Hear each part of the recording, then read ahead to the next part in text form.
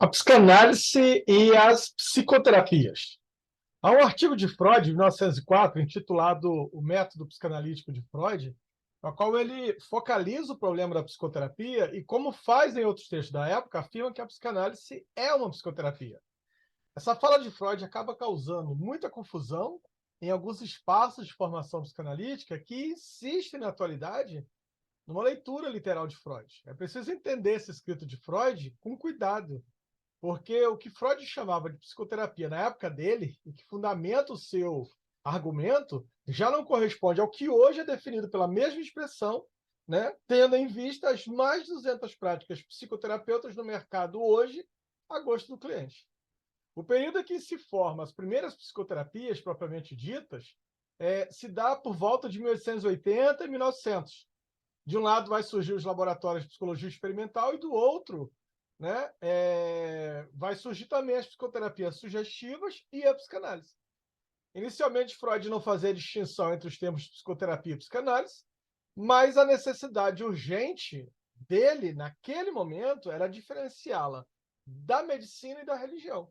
A conferência proferida por ele em 1904 no Colégio de Médicos de Viena, ele vai abordar a especificidade da psicanálise frente a outros métodos de tratamento e que vai receber essa palestra o título de Sobre a Psicoterapia. Já o termo terapia tem uma história muito interessante.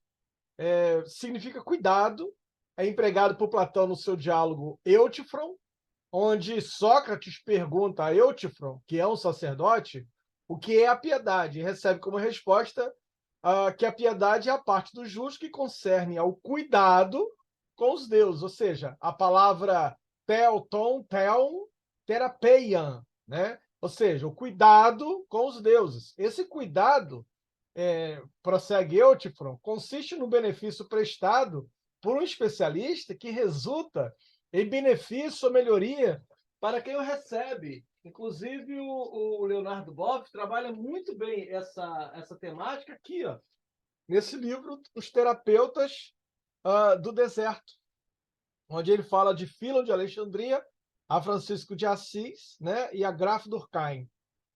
Então,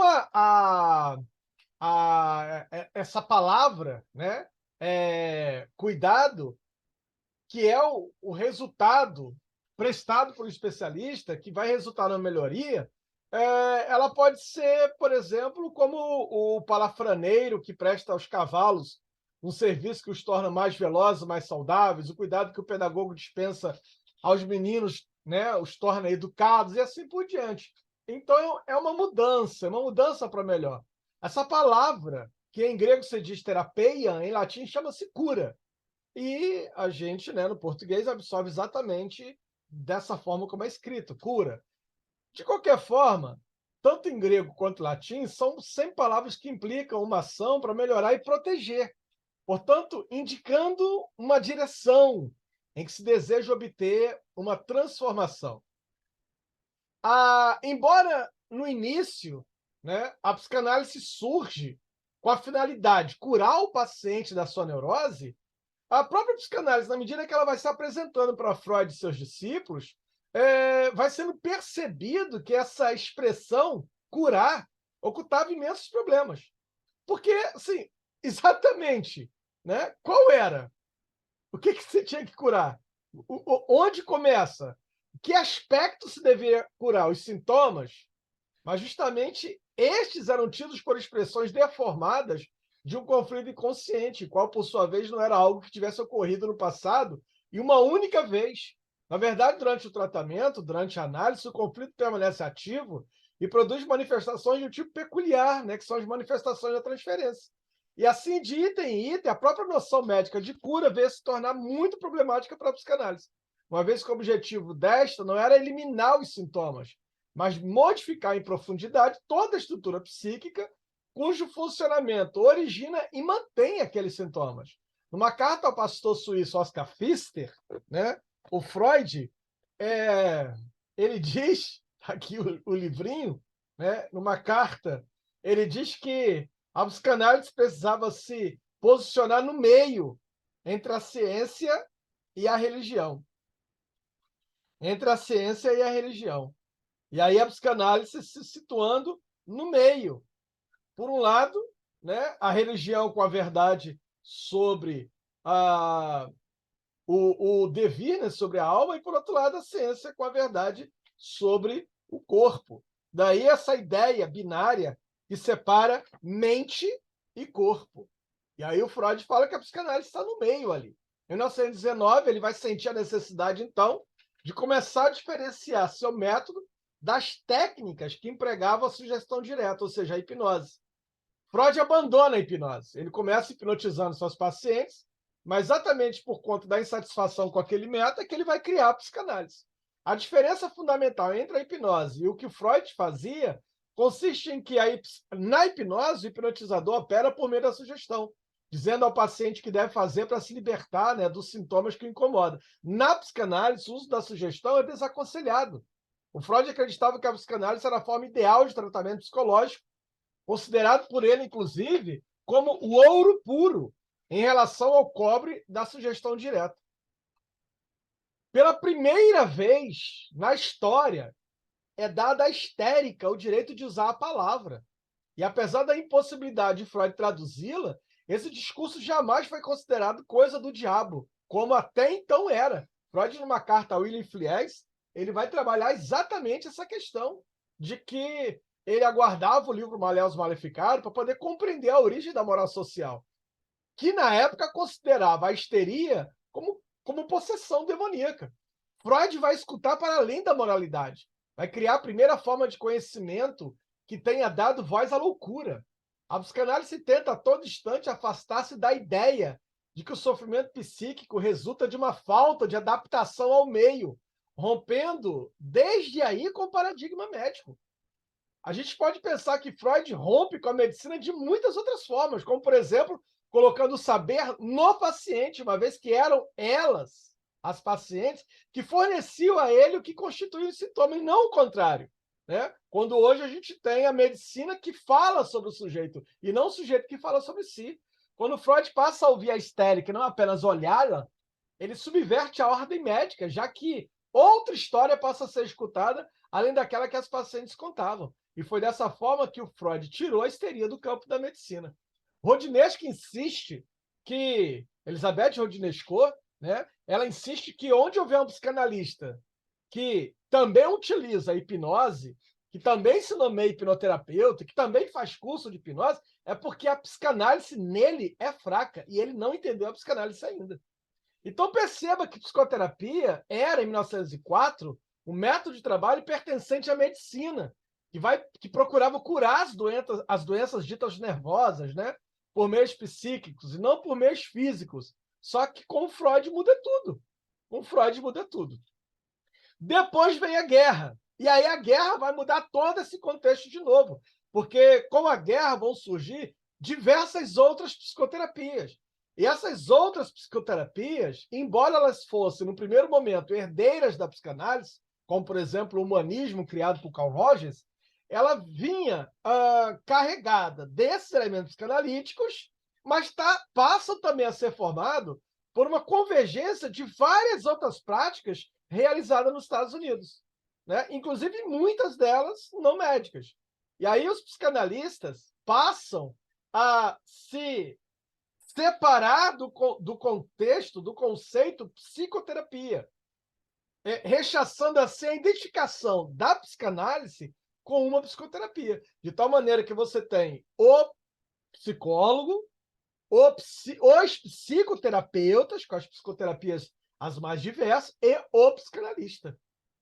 É uma forma de tentar diferenciar uma psicanálise pura, como o Freud havia falado, né, do ouro da psicanálise para o cobre da sugestão, ou seja, o conjunto de outras práticas que compunham aí o arsenal mais amplo das psicoterapias. Ao recusar esta ou aquela parte das concepções freudianas, os dissidentes automaticamente alteravam ou suprimiam as partes do método clínico que fundamentavam o que ele estava rejeitando. Por exemplo, quando o Jung rejeita a teoria da sexualidade infantil, naturalmente perde o interesse por investigar as manifestações adultas daquela sexualidade, entre as quais se conta a transferência no sentido psicanalítico. E aí, é claro, ele deixará de interpretar a transferência da maneira como Freud fazia. Daí que Carl Gustav Jung não é mais psicanálise. Eu não consigo entender hoje psicanalistas que se chamam junguianos. Ou você é um psicólogo junguiano, ou você é um psicanalista. Não faz sentido trazer Jung para o contexto da psicanálise. Quem faz isso? Quem ainda não entendeu a epistemologia freudiana. Surge cada vez mais um contexto profissional e mercadológico, né, dos tratamentos psicológicos a partir da Segunda Guerra Mundial. Mesmo que a psicanálise esteja submetida à mesma lógica de mercado a qual os psicólogos e os médicos estão submetidos, né? Ou seja, qual é a lógica de mercado? O controle das atividades por meio de pesquisa sobre a efetividade, a aceitação da contraposição aos modelos clínico-comportamentais. Mesmo assim, o psicanalista opera na contralógica de uma psicanálise feita para o mercado. E é aqui que é preciso trazer o gênio chamado Lacan. Quem conhece a biografia do Lacan sabe que Lacan não era nenhum esquerdista revolucionário, ao contrário, muita coisa do pensamento da fala, né, do dia a dia de Lacan, tendia a uma certa direita de centro, né, centro-direita. No entanto, ele insere um problema praticamente insolúvel na psicanálise até então, que era a questão do dinheiro e do pagamento das sessões. Qual o valor do dinheiro e do pagamento das sessões? Com essa questão, Lacan insiste não ser a psicanálise uma psicoterapia. E, portanto, não responder como mais um falso sistema terapêutico adaptado às necessidades do mercado e do homem consciente. O que ele está dizendo com isso? Ora, você tem agora o mercado, você tem aqui o neocapitalismo, você tem aqui várias coisas que estão se desenvolvendo com uma lógica de produção. Né? A psiquiatria agora ela se afasta do pensamento europeu e está vindo agora o pensamento estadunidense. A máxima estadunidense é time is money, né? Tempo é dinheiro. Então, tudo está voltado para a produção, tudo está voltado para fazer com que o sujeito seja capaz de produzir. Ou seja, responder a uma necessidade de mercado. O Lacan vai dizer, então, que a psicanálise é um corte nisso. Ele considera o dinheiro e o pagamento das sessões para além dos limites ditados pelo capital, e sim pautados no gozo do paciente, que trabalha e paga por seu próprio gozo. Essa subversão metodológica extrapola qualquer possibilidade de apreensão normativa do sistema capitalista que ditaria valores mensuráveis pelo trabalho do analista. O que há é uma subversão do sujeito, na qual ele deve ser seu próprio patrão e o dinheiro que entrega ao psicanalista não é o valor cobrado por seu atendimento, mas sim pelo seu gozo, a renúncia de gozo. Lacan vai questionar as contingências socioeconômicas e culturais contemporâneas, as quais buscam, de uma certa forma, uma solução rápida, né? E aí você tem diversas terapias, psicoterapias, que propõem respostas cada vez mais rápidas, as neurocognitivas, enfim, uma solução rápida, fácil e barata para a resolução das doenças. E porque essas demandas acabam por gerar, de acordo com Lacan, cada vez, numa resposta ao mercado, mais psicoterapeutas do que psicanalistas. É como se o sujeito na sua clínica não quisesse perder nenhum cliente. Então, ele é psicanalista, mas ele também é coach, ele também lê tarô, ele também joga búzios, ele também é PNL, ele também é hipnoterapeuta, também se forma em psicologia, também é cognitiva comportamental e abre e fecha Gestalt. Ou seja, o cara está operando numa lógica de mercado em que a demanda é mais psicoterapeutas. E ali, cada vez menos o psicanalista. Na psicanálise, o dinheiro não se encaixa em sistema político e econômico existente na realidade. Portanto, a gente não pode basear a relação com o dinheiro em termos capitalistas como se o analista trabalhasse para dali tirar o seu salário. Pois o analista não é um trabalhador. O que está em jogo na análise é o sujeito. No seminário, livro 16, de um outro ao outro, o Lacan diz que um sujeito é aquilo que pode ser representado por um significante para outro significante. Não será isso calcado no fato de que, no Marx, né, como Karl Marx decifrou, isto é, a realidade econômica, o sujeito do valor de troca é representado perante o valor de uso? É nessa brecha que se produz e cai a chamada mais-valia. Em nosso nível, só importa essa perda, conclui Lacan. Então, responder ao mercado com práticas que buscam alcançar mudanças de modo a aumentar o bem-estar E o equilíbrio psicológico de quem o procura é o inverso de uma psicanálise. Lacan, na sua entrevista Television, vai afirmar que a psicoterapia conduz ao pior. Isso é forte demais. Uma das diferenças fundamentais entre a psicanálise e as terapias não psicanalíticas consiste no fato de empregar-se ou não a metapsicologia freudiana, ou de origem freudiana, para compreender o processo terapêutico. Mas a psicanálise não é só a metapsicologia. Ela possui um método clínico, que na história do movimento psicanalítico, Freud caracterizou por 4 elementos: o inconsciente, a interpretação, a resistência e a transferência. Ora, se esses 4 elementos, que são essenciais para um trabalho clínico, não estiverem presentes, você não pode chamar isso que você pratica de psicanálise. Assim, acabam surgindo psicanálises estranhas ao próprio método freudiano. Psicanálise integrativa, psicanálise holística, psicanálise cristã, psicanálise espiritual, ou seja, psicanálises diversas, modelos outros que buscam amparar a prática analítica, e assim muitos psicanalistas também acabam por estudar psicologia, por fazer outras, né, modelos para buscar amparar a psicanálise. Mas a psicanálise, desde Freud, deixou de ser uma psicoterapia. E, segundo Lacan, a psicoterapia se torna até um impedimento para que haja análise. A psicoterapia pode realizar algum bem, vai dizer Lacan. Mas não é isso que a gente discute aqui. Eu não estou dizendo que psicoterapia não seja importante, que a psicanálise é importante, não. Olha o que Lacan diz. A psicoterapia pode realizar algum bem, não se discute isso aqui. Mas ela está fundada na lógica da sugestão. E aqui é que ela se torna o pior, pois parte da vertente empirista da direção da consciência e de infindáveis repetições, por onde ocorre a supremacia do significado sobre o significante, mediante o qual se faz anteparo ao dito inconsciente. E é aqui que o Lacan vai dizer, que vai afirmar, né, essa frase fantástica, esse aforismo: a psicoterapia conduz ao pior. Conduz ao pior.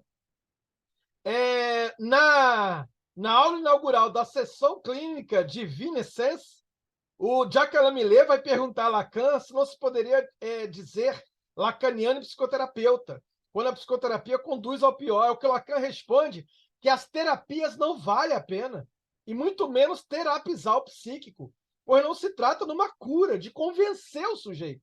O que estaria na base da clínica psicanalítica é, sobretudo, o que se diz no divã, através da associação livre, pela liberdade de associar, apesar de não ser livre em absoluto. Enfim, pela simples razão da afirmação do ser no decurso de uma psicoterapia, onde poderá repousar a problematização do sofrimento como uma necessidade compensatória ligada à busca da felicidade, a lógica do pior. A revela como uma forma de masoquismo, essa busca desenfreada pela felicidade. Esse livro é um livro fantástico, Ideias de Lacan, onde o autor vai trabalhando, Oscar Cesarotto, vai trabalhando cada aforismo de Lacan parte a parte. Essa busca, sabe? Essa perspectiva imaginária que traz consequências na própria conceituação do eu, essa busca de integralizar o sujeito, essa busca por uma felicidade que complete o sujeito, que o torne holístico. Gente, holístico é o todo, é o uno, né? Integrativo, ou seja, integrar a mente e o corpo, fazer com que as coisas se integrem, colocar o fato de que a ideia de um ego racional, consciente, dono de si, e agente do seu querer, possa estar ali amalgamado. O que Lacan vai dizer que tudo isso não passa de mera ilusão. Ele questiona qualquer suposição de unidade do eu, sendo marcado, inclusive, pela divisão. Ele é absolutamente diverso da noção psicológica de um indivíduo. A psicologia vai falar da unicidade, do uno, né? As psicoterapias falam do uno, o holístico fala do uno, o integrativo fala do uno, que inspira toda a psicologia clássica acadêmica de que os seres humanos são seres adaptados. E Lacan diz que não é nada disso. Lacan fala que é por isso que ele vai afirmar que a psicoterapia conduz ao pior. A psicoterapia para Lacan é tão importante no currículo de um psicanalista quanto uma garrafa de vinho é imprescindível para um peixe de aquário. Ah, mas é bom para o psicanalista também estudar hipnose, PNL, barra access, estudar florais de bar, estudar isto ou aquilo, jogar búzios, fazer, como que é, reiki. É importante para o psicanalista estudar isso? Claro que não. A importância disso está na mesma proporção que um bom vinho Bordeaux para um peixe de aquário. Nenhuma, nenhuma, nenhuma. Uma jornada psicanalítica implica que o sujeito compreenda de fato o que é psicanálise. No interior do campo psicanalítico, o corpo pode ser pensado e estudado a partir da sua concepção de 3 registros fundamentais. Do ponto de vista do imaginário, o corpo como imagem. Do ponto de vista do simbólico, o corpo marcado pelo significante. Do ponto de vista do real, o corpo como sinônimo de gozo. Então você não tem uma unicidade aqui.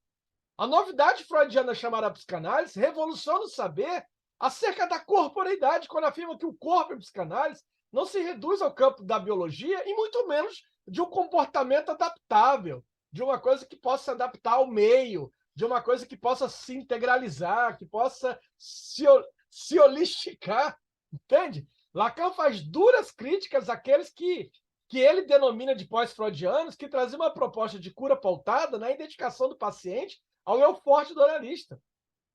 É aí, nesse momento, que ele vai justificar o seu famoso retorno a Freud, afirmando que aconteceu um desvio da sua prática e da proposta da psicanálise com a proposta de Freud.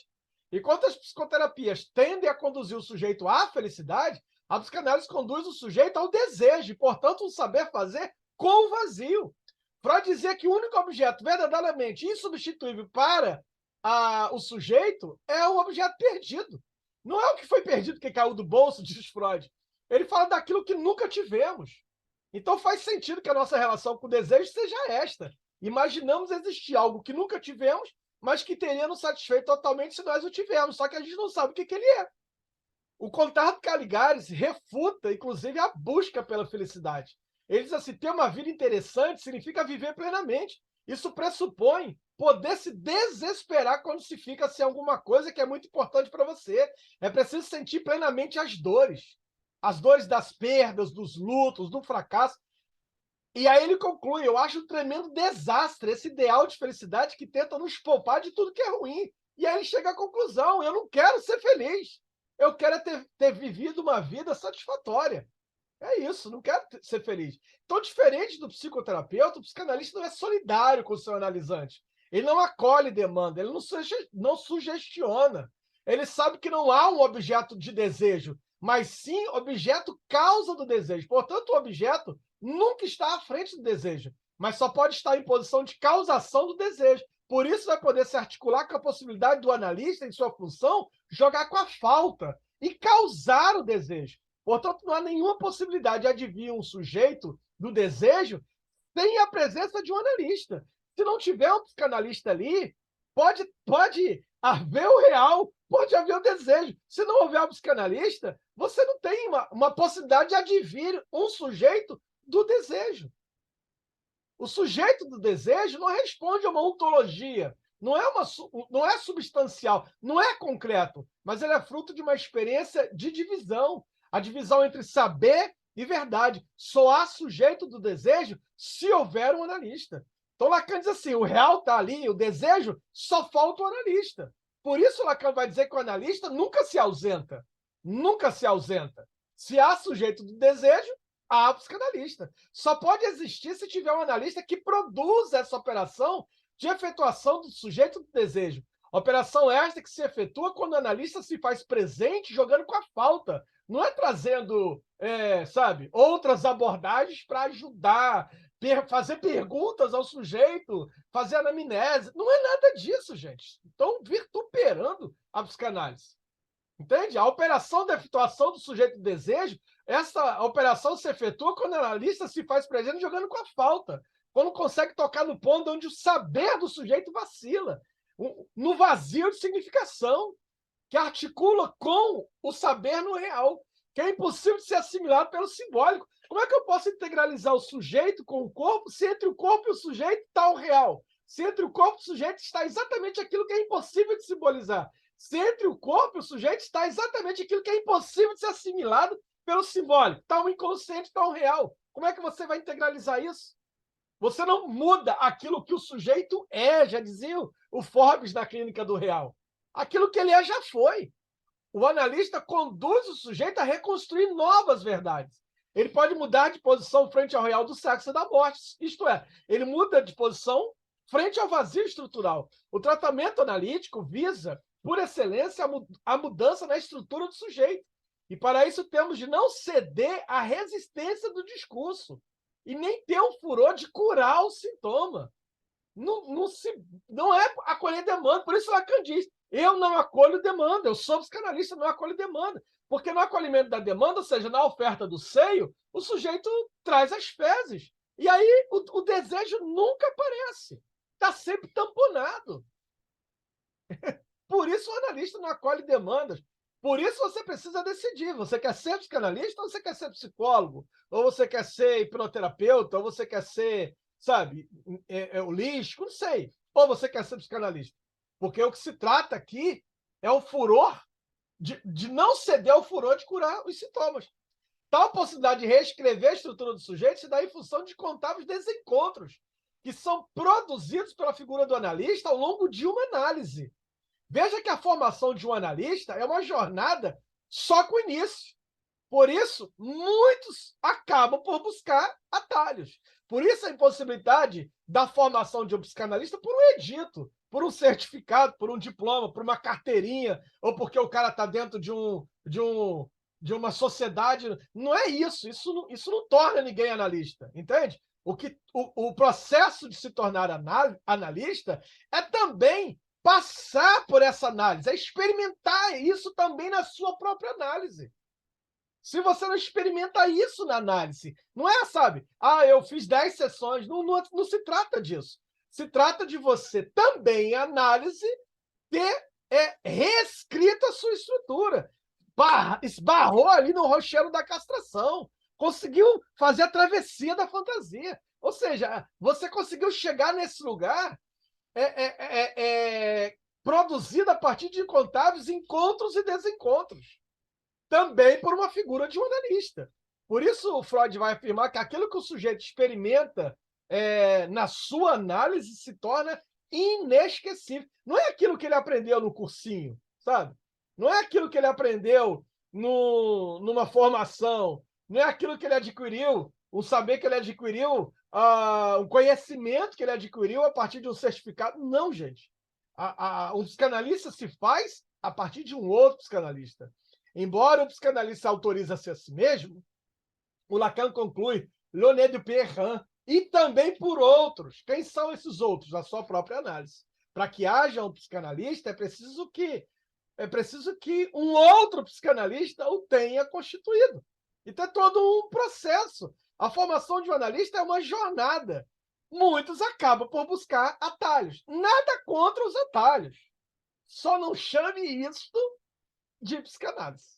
Nada contra os atalhos, nada contra quem busca a felicidade, quem está querendo se integralizar com o universo, quem está jogando para o universo esperando a resposta, quem pensa numa terapia zen, quem pensa numa terapia holística, quem acende cedo. Nada contra nada disso. Não se trata, aqui não se trata da gente estar falando mal dessas coisas, ao contrário. Eu quero até invocar aqui na finalização o Jacques Alain Millet, nesse livro bacana, que diz o seguinte: todo o meu respeito por esses psicoterapeutas independentes, às vezes até sem diploma, que administram honestamente o pequeno carisma pessoal e oferece uma escuta atenta e modesta à miséria do mundo.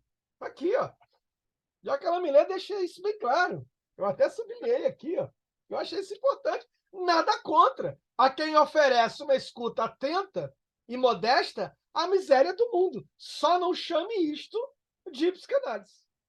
Isto não é psicanálise. Beijo e até o nosso próximo encontro. Obrigado por vocês terem me acompanhado até o fim.